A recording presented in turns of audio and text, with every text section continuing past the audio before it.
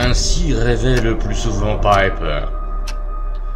Sans doute n'était-ce pas un rêve continu, où les événements se succédaient avec rigueur. Je crois qu'il se répétait fréquemment, et chaque fois avec de nouveaux détails. La façon d'être Piper, pendant sa brève période d'état normal, était, quant au rêve, le contraire de tout ce à quoi on aurait pu s'attendre. C'est dans la vie réelle qu'il limitait les notes de ce qu'il décrivait plus tard comme des cônes rugueux peuplant ses rêves. C'est bien entendu le contraire qui aurait dû se produire. C'est après ses rêves, et non avant, qu'il aurait dû essayer de saisir les objets comme des griffes, parler avec ses mains, etc. Il est significatif que les choses se soient passées autrement. Un second rêve récurrent m'apparut n'être qu'un complément du premier. Une fois de plus, Piper était au travail, à la haute table, dans l'immense bibliothèque, sans rien pour s'asseoir, les cônes rugueux n'étant pas bâtis pour cela. Une fois encore, l'instructeur, condamné, s'était arrêté pour lui parler, et Piper l'avait questionné sur certains modes de vie de ceux de la grande race. Je lui demandai comment ceux de la grande race pouvaient espérer garder le secret de leurs desseins, puisqu'ils envoyaient sur l'étoile noire les esprits qu'ils avaient déplacés. Il me répondit que cela se faisait de deux façons. Premièrement, tout souvenir de cet endroit était soigneusement gommé dans chaque esprit déplacé qui devrait réintégrer sa première enveloppe en avant ou en arrière dans le temps. Deuxièmement, si l'esprit gardait quelques souvenirs de ce qui lui était arrivé, ils étaient diffus, incohérents, ne présentaient aucun sens. Si qui que ce soit essayait de les coordonner, d'y comprendre quelque chose, le résultat apparaîtrait comme si peu croyable qu'on parlerait à coup sûr d'imagination surmenée, pour ne pas dire de maladie mentale. L'instructeur poursuivit. Les esprits de la grande race étaient autorisés à choisir leur habitat. Ils n'étaient pas envoyés dans la première demeure venue. L'esprit qu'ils déplaçaient pour prendre sa place était envoyé au lieu où se tenaient alors ceux de la grande race. Ceux-ci s'adaptaient au mode de vie des civilisations qu'ils avaient choisies. Ils y demeuraient jusqu'à ce qu'ils aient découvert les traces de la culture des millions de fois millénaires qui avaient culminé dans le grand combat des dieux. Anciens contre les dieux ancêtres. Ceux de la grande race, dans ces civilisations nouvelles pour eux, désiraient surtout savoir ce qui le reliait aux anciens. Au fond, ils n'avaient jamais souhaité que la solitude et la paix, mais il leur fallait craindre l'opposition des serviteurs fanatiques des anciens. Il arrivait souvent que, lorsqu'un esprit déplacé par ceux de la grande race avait réintégré son corps, on s'assurait, par le contrôle d'un autre esprit, qu'il avait absolument tout oublié. Sinon, on procédait à un nouveau transfert. L'instructeur me conduisit aux chambres souterraines de la grande bibliothèque. Il y avait partout des livres, rien que des manuscrits, par caisses, rangés sous des voûtes rectangulaires, faites de quelque métal inconnu et éclatant. Les archives étaient classées selon certains critères bien définis. Je remarquai que les rugueuses créatures de l'étoile noire était censé occuper un rang supérieur à l'homme, lequel était tout près de l'ordre des reptiles qui l'avait immédiatement précédé sur la terre, chose qui me fut confirmée par l'instructeur. Il m'expliqua que ceux de la grande race maintenaient le contact avec la terre pour une raison précise. Elle avait été le cœur d'un champ de bataille gigantesque entre les dieux ancêtres et les dieux anciens. Et ce que les hommes ne savaient pas, c'est que bien des sectateurs de ces dieux avaient survécu sur la terre. On aurait toujours pu y trouver ceux des profondeurs, dans les abysses, les peuples batraciens de Polynésie, les habitants d'Innsmouth dans le Massachusetts, les redoutables Tchotchos au Tibet, les Shantaks de Kadat dans les solitudes glacées, et bien d'autres. Sur tous, la grande race avait le plus grand intérêt à être bien informée. Il lui faudrait peut-être un jour effectuer une nouvelle retraite vers cette verte planète où elle avait d'abord vécu. Pas plus tard qu'hier, me dit mon interlocuteur, et c'était loin, car la longueur d'un jour ou d'une nuit là-bas équivalait à une semaine terrestre. Un des esprits était revenu de Mars. Il avait raconté que cette planète était beaucoup plus proche de sa fin que l'étoile noire. C'était une possibilité de moins. Après ces explorations souterraines, l'instructeur me mena au sommet de l'édifice. C'était une haute tour couronnée d'une coupole taillée dans une substance analogue au verre. De là-haut, je dominais le paysage. Je constatais alors que ce que j'avais pris pour des fougères géantes n'était qu'un amas de feuilles vertes desséchées et mortes. À la lisière lointaine de cette étrange forêt s'étendait un désert infini, s'inclinant vers un golfe sombre que mon guide m'expliqua être le lit desséché d'un immense océan. L'étoile noire était passée par l'intérieur de l'orbite d'une nova. Elle était lentement et sûrement vouée à la mort. Comme ce paysage avait l'air bizarre en vérité, les arbres paraissaient minuscules à côté des gigantesques constructions mégalithiques du haut desquelles nous les contemplions. Nul oiseau ne volait dans le ciel grisâtre, pas un nuage, aucune brume ne flottait au-dessus des abîmes.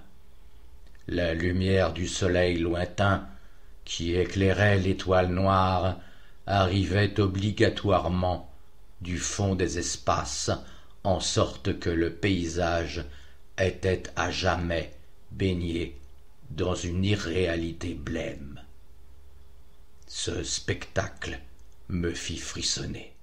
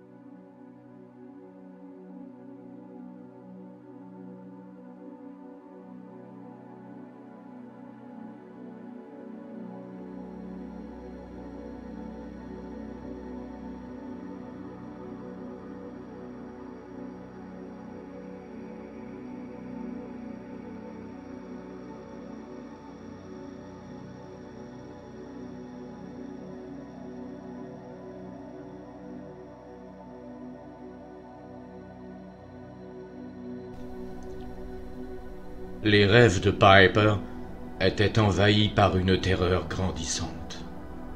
Cette peur semblait le tourmenter sur deux plans invariables. Un, qui le retenait à terre, l'autre qui l'attachait à l'étoile noire. Un thème secondaire apparut 2 ou 3 fois dans la texture de ses œuvres. Il avait l'autorisation d'accompagner le gardien instructeur dans une chambre circulaire qui devait se trouver au fond de la tour colossale.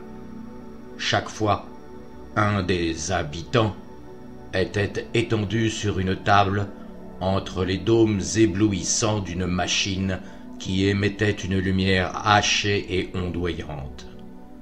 La source était peut-être électrique, mais pas plus qu'aux lampes sur les tables de travail, on ne voyait de connexion.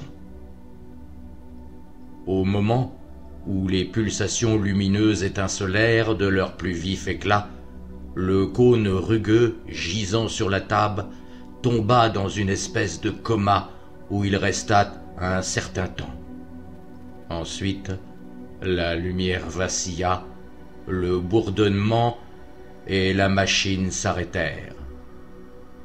Le cône revint à la vie et se mit tout aussitôt à jacasser, très excité, émettant une série de sons sifflants et caquetants. Piper comprenait tout ce qu'il disait, et chaque fois, il était persuadé d'avoir assisté au retour d'un esprit de ceux de la grande race, tandis que l'esprit déplacé qui avait occupé, en son absence, le corps du cône rugueux, était renvoyé à son légitime propriétaire. Le cône ressuscité disait chaque fois la même chose. C'était un rapport sommaire du séjour de cet esprit loin de l'étoile noire. Une fois, un esprit de la grande race était revenu de la Terre après avoir passé 5 ans dans le cerveau d'un anthropologiste britannique, et il prétendait avoir vu par ses yeux les endroits où attendaient les serviteurs fanatiques des grands anciens. Quelques-uns avaient été détruits en partie, comme par exemple sur une certaine île proche de Ponape, dans le Pacifique, et sur le récif du Diable, au large d'Innsmouth, dans une caverne de la montagne, un étang, près du Pichu Picchu, mais d'autres, sans lien entre eux, étaient éparpillés çà et là. Les anciens, demeurés sur terre, étaient emprisonnés sous l'étoile à 5 branches, sceau des ancêtres. La terre était au premier rang des lieux que ceux de la grande race envisageaient plus tard d'habiter, malgré les dangers de guerres atomiques.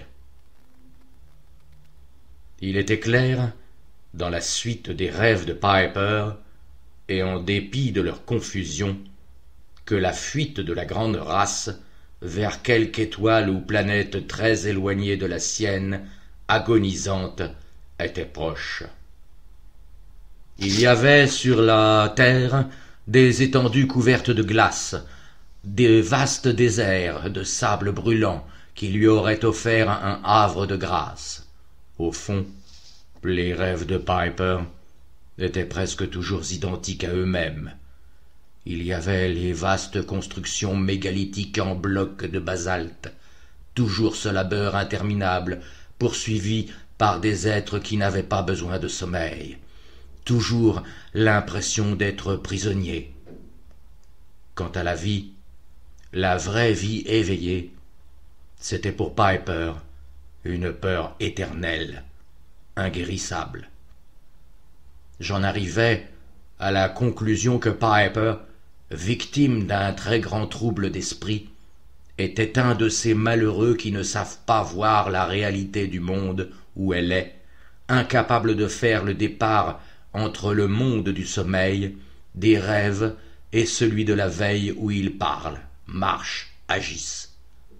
Je dois dire que ce diagnostic ne me satisfaisait pas entièrement, et l'avenir allait prouver à quel point j'avais raison.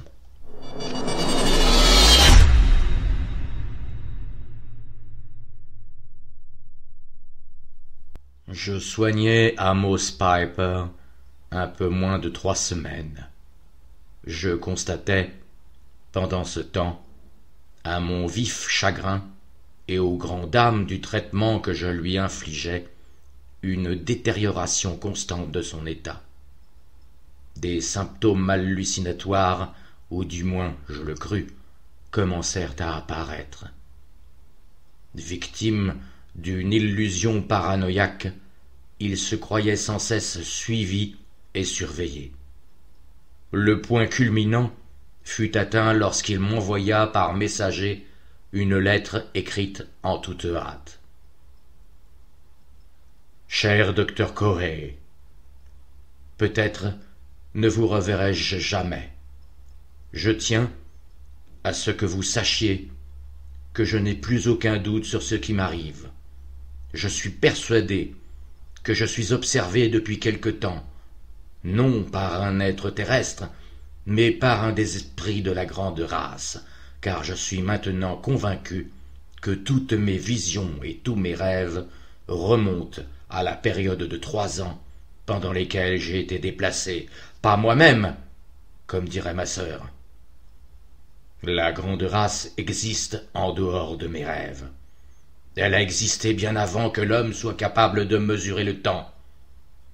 Je ne sais pas où, que ce soit sur l'étoile noire du Taureau ou beaucoup plus loin, mais ceux de la grande race se préparent à émigrer de nouveau, et l'un d'eux n'est pas loin. Je n'ai pas perdu mon temps entre mes visites à votre cabinet. J'ai pu faire quelques enquêtes privées et personnelles. Plusieurs analogies avec mes rêves m'ont inquiété et intrigué. Par exemple, qu'est-il arrivé réellement à Innsmouth en 1928, à tel point que le gouvernement a dû faire éclater des charges sous-marines sous ce récif du diable, situé sur la côte atlantique, au large de cette ville? Que s'est-il passé dans cette ville maritime pour provoquer l'arrestation et la déportation de la moitié des habitants? Quel lien y avait-il entre les Polynésiens et les gens d'Innsmouth? Et qu'est-ce que l'expédition antarctique de Miskatonic de 1930-1931 a découvert dans les montagnes hallucinées qu'il fallut étouffer et qui resta un secret, sauf pour les savants de l'université? Quelle autre explication y a-t-il au récit de Johansen qu'une confirmation de la légende de la grande race? N'en existe-t-il pas autant dans les antiques légendes des Incas et des Aztèques? Je pourrais continuer ainsi pendant longtemps, mais je n'ai pas le temps. J'ai découvert par dizaines des incidents de ce genre qui tissent une trame subtile. La plupart ont été étouffés, gardés secrets, supprimés. Le monde est bien assez cruellement agité. L'homme, après tout, n'est qu'un bien court événement à la surface d'une seule planète, dans un seul des univers qui peuplent l'infini. Seuls ceux de la grande race connaissent le secret de la vie éternelle. Ils se déplacent dans le temps et l'espace, occupent un lieu, puis l'autre, devenant, selon les circonstances, animal, végétal ou insecte. Je dois me hâter. J'ai si peu de temps. Croyez-moi, mon cher docteur, je sais de quoi je parle.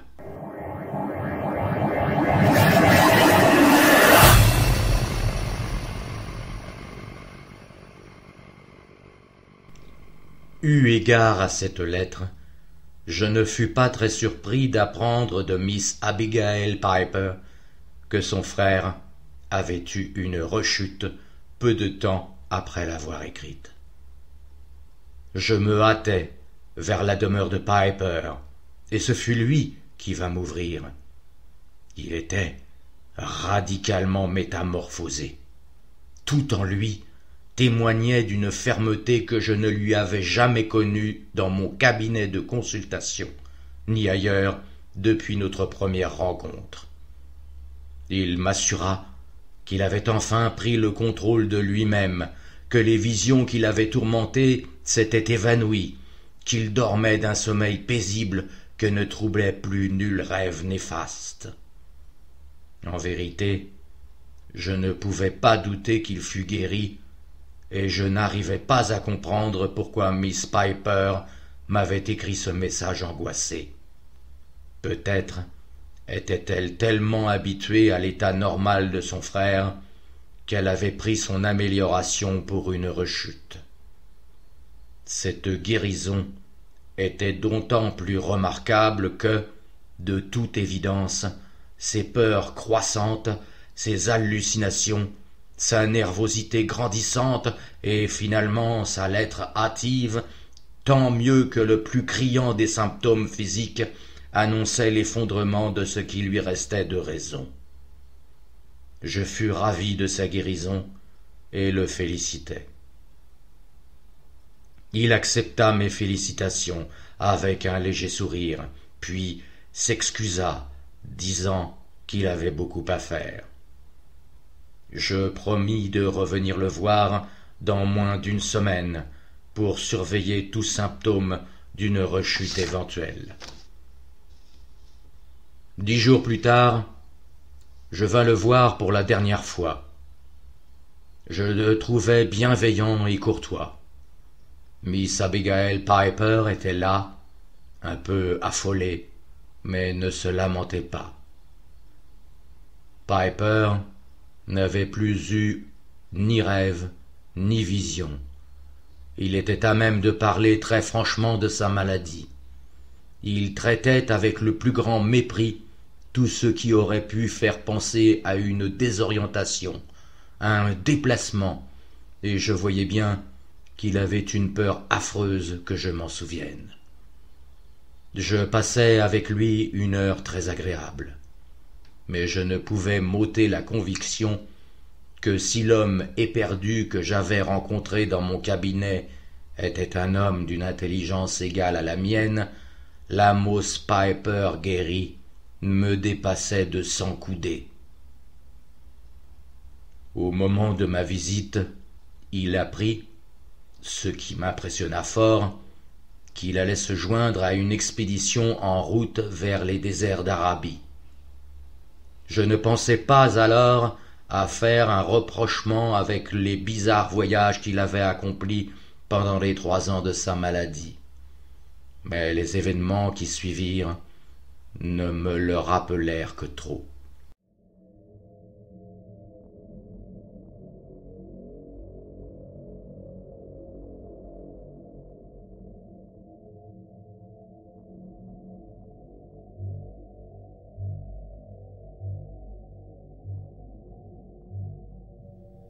Deux nuits plus tard, mon cabinet fut cambriolé. Tous les documents relatifs au cas d'Amos Piper furent dérobés dans mes dossiers. Heureusement, poussé par une intuition que je ne m'explique pas, j'avais eu assez de présence d'esprit pour prendre copie de ses récits les plus caractéristiques, aussi bien que de la dernière lettre qu'il m'avait écrite, car elle me fut aussi volée. Comme ces documents ne pouvaient avoir ni sens ni valeur pour personne sauf Amos Piper, et comme Amos Piper était maintenant apparemment guéri de son obsession, la seule raison qui motivait cet étrange cambriolage était en elle-même si bizarre que j'hésitais à l'envisager. En outre, je savais que le voyage de Piper commençait le lendemain. Il était donc possible, et même probable, qu'il avait été l'instrument, je dis bien l'instrument, du vol. Si Piper était guéri, quelle nécessité y avait-il pour lui à récupérer ses documents? Il n'en était pas de même s'il avait rechuté. Il n'aurait alors pensé qu'à les détruire. Piper avait peut-être été déplacé une fois de plus, mais qui pourrait s'en apercevoir? L'esprit de celui de la grande race qui avait pris la place du sien était déjà forcément accoutumé aux façons humaines de vivre. pour incroyable que fût cette hypothèse, je m'appuyais sur elle pour me livrer à quelque enquête personnelle. J'avais l'intention de passer une semaine, peut-être une quinzaine, à rechercher à résoudre quelques-unes des questions que posait la dernière lettre de Piper. Mais les semaines ne suffirent pas.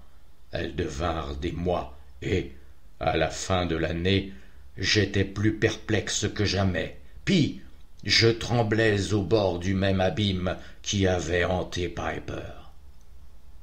Car il s'était vraiment passé quelque chose à Innsmouth en 1928. Le gouvernement fédéral lui-même avait été alerté. Rien d'officiel n'avait transpiré. Il n'y avait eu que de vagues et terrifiantes allusions à certains peuples batraciens de Ponape. Il y avait eu des découvertes étrangement troublantes aux temples antiques d'Angkor Wat, des découvertes liées autant à la culture des Polynésiens qu'à celle de certaines tribus du nord-ouest américain, liées à d'autres découvertes faites aux montagnes hallucinées par une expédition de l'université de Miskatonic. Il y avait des dizaines de phénomènes de ce genre, tous ensevelis dans le mystère et le silence. Et les livres, ces livres interdits qu'Amos Piper avait consultés, je les trouvais à l'université de Miskatonic, et ce que je lus était hideusement suggestif, à la lumière de tout ce qu'avait dit Amos Piper, et dont par la suite j'avais eu confirmation. Il était dit, de façon oblique, ceci. Quelque part, existe une race d'êtres infiniment supérieurs. Appelez-les les dieux, ou ceux de la grande race, ou comme vous voudrez. Ils peuvent libérer leurs esprits et les envoyer à travers le temps et l'espace. Si l'on acceptait ces prémices, alors il pouvait être tout aussi vraisemblable que l'esprit d'Amos Piper ait encore une fois été déplacé par cet esprit de la grande race, envoyé pour vérifier qu'il était purgé de tout souvenir de son séjour sur l'étoile noire. Mais les faits les plus confondants, affreusement confondants, ne vinrent que graduellement au jour. Je pris la peine de chercher tout ce qui pouvait concerner les membres de l'expédition vers les déserts d'Arabie à laquelle s'était joint Amos Piper.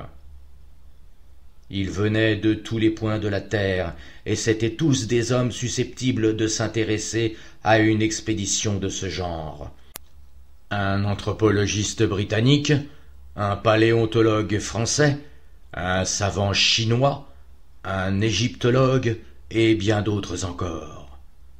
Et j'appris que chacun d'entre eux, comme Amos Piper, avait, au cours des 10 années précédentes, souffert d'attaques variées, diversement décrites, mais où je reconnus un indéniable déplacement de la personnalité, très précisément comme dans le cas de Piper.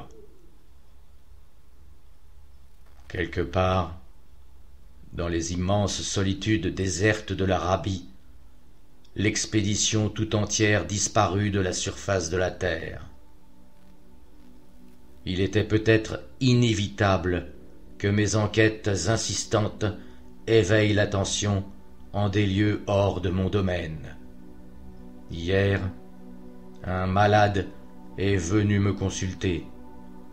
Il y avait quelque chose dans son regard qui me fit penser à Amos Piper la dernière fois que je le vis, une supériorité distante et protectrice. Elle me crispa intérieurement, en même temps que je sentis une certaine maladresse dans mes mains. La nuit dernière, je l'ai revu, passant sous le lampadaire, devant la maison.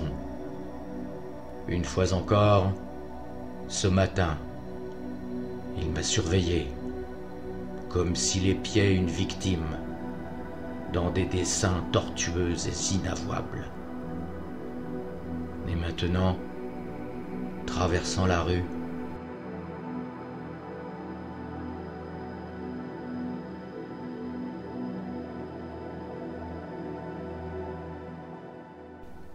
les pages éparpillées du manuscrit ci-dessus furent trouvées sur le parquet du cabinet du docteur Nathanael Corey quand son assistante appelle la police.